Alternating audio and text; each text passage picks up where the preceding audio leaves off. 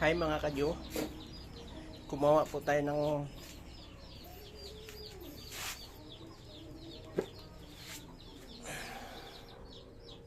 kalan mga kadyo. Ayan o, ayan, pinatitigas pa natin yung nauna. Tapos mga kadyo, ito na yung ipipinis ko mamaya, tirang simento. Ayan mga kadyo, pero yan, pangalawang gawa ko na yan. Hindi ko lang nabidyohan yung una eh. Pakita ko sa inyo yung nauna mga kadyo, para makita nyo yung finished product. Ito, pinatitigas ko muna yung ilalim kasi lagyan ko pa ng pangalawang hulma para maganda. Ito na yung finished product mga kadyo. Yan. Tapos yung ginawang patungan, yan na yung pinaka tungtungan ng kalan. Bali, dirty kitchen namin yan mga kadyo. Ay, pininturahan ko pa para gumanda.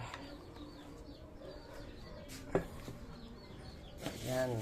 Yan yung patungan. Naka-tiles. Ayan, pinipinturan ko pa mga kadyo. Ayan yung butas, singawan ng hangin para malakas ang apoy. Tapos ito na yung pinakaloob niya.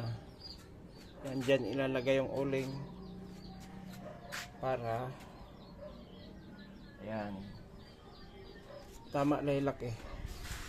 Tama lang sa regular na kaldero, yung tamang tama lang sa mga pang isang pamilyang saingan.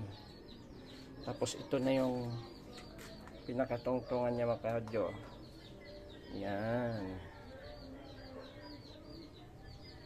Bali, dalawang kalan ang gagawin ko mga kadyo, kasi pag naubusan kami ng gasol,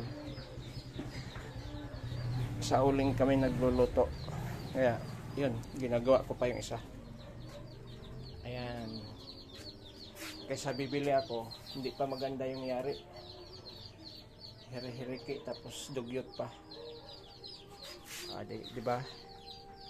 Ang pinturang ginamit ko mga kadyo, Davis Rain or Shine.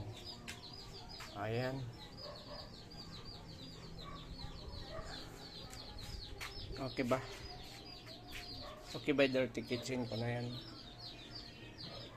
Para sa lamesa, yung tungtungan. Pero pwede rin lamesa pag hindi ginamit yung kalan. Ayan. Mga luma kong tiles, pinagdudugtong-dugtong ko lang. Ayan, mga reject. Ito yung kulay niya mga kadyo, pintura. Ayan, para siyang dilaw pero hindi yan dilaw, parang cream, ganun. Okay, thank you for watching.